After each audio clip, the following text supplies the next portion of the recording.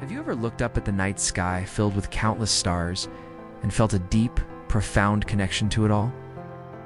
Like you could ask for something within you, and somehow the universe responded? Well, that's how it's always been for a boy named Dreamer. Ever since he was little, he felt this incredible bond with the universe.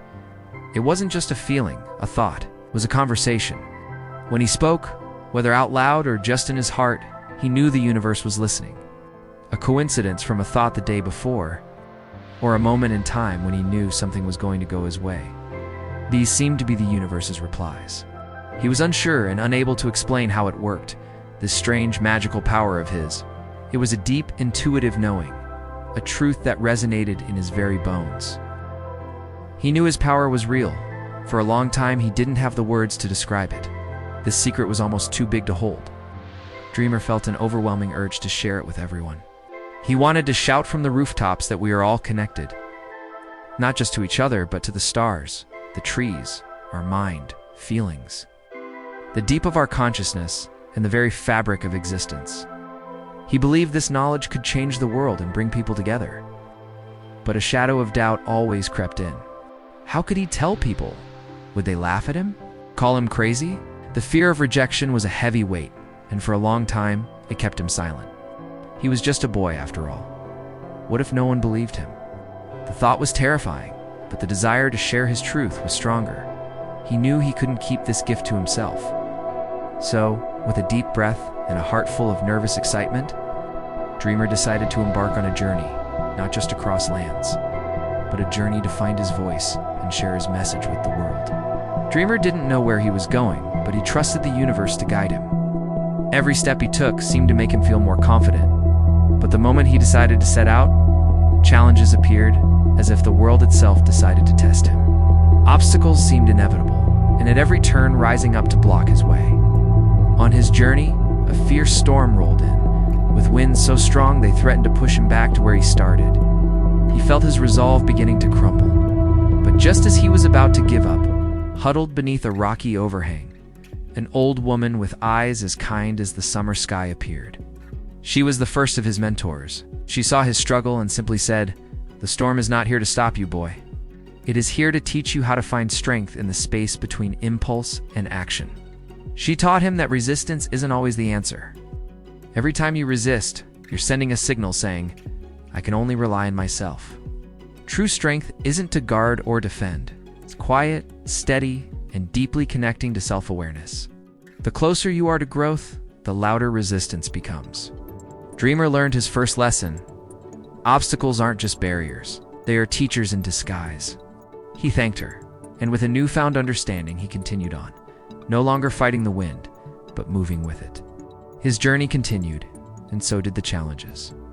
He found himself lost in a dense, confusing forest where every tree looked the same and every path led back to itself. He walked for days, growing more and more discouraged. Panic began to set in.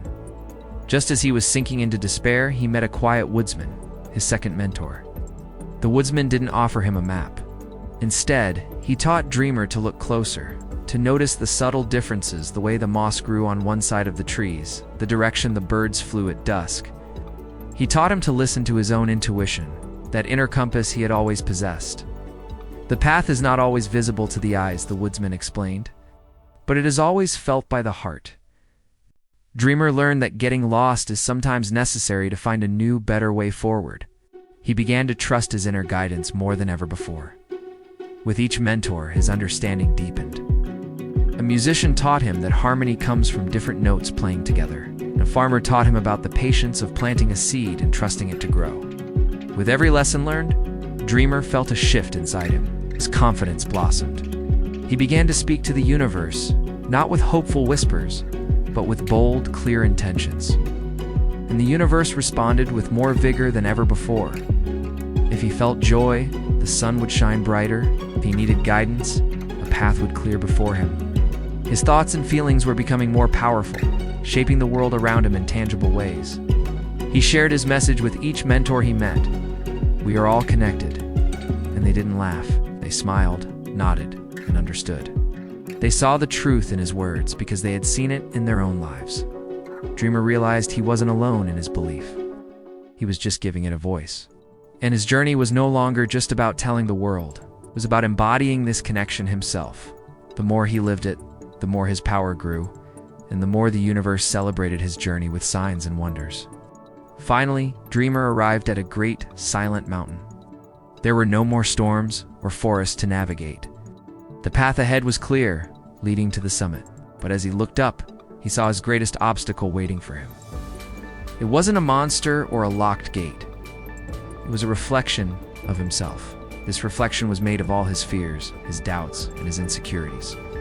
It was everything he didn't want to be. It sneered at him, whispering all the reasons he would fail. "Who are you to think you can change the world?" it taunted. "You're just a boy." They will never listen. This was a battle he had to face alone. The mentor's lessons and all their wisdom had led him to this single moment of truth. He had to confront the part of himself that held him back. Standing before his shadowy self, Dreamer felt a surge of fear. But then he remembered everything he had learned. He remembered the storm and the lesson of flexibility. He remembered the forest and the power of his inner compass. He remembered the musician's harmony and the farmer's patience. He took a deep breath and looked his reflection in the eye. He didn't fight it. He didn't argue. Instead, he spoke to it with compassion. "I see you," he said calmly. "I know you are scared. You're a part of me, and I thank you for trying to protect me." He reached out and embraced the shadow. In that moment of acceptance, the shadow dissolved. It didn't disappear, but it integrated back into him, not as a weakness, but as a part of his whole complete self. He had overcome his ultimate obstacle. Now standing on the summit whole and unafraid, Dreamer finally had the confidence to share his message. He didn't need to shout. He simply spoke from his heart, with the full power of his conviction. He spoke of the invisible threads that bind us all to each other, to nature, to the universe itself. And as he spoke, his voice filled with love and truth was carried on the wind, across valleys and oceans, reaching into the hearts of people everywhere. They didn't just hear his words, they felt them, felt the connection he was describing. Dreamer's journey was complete. He had found his voice, and in doing so, had helped the world begin to find its own sense of unity.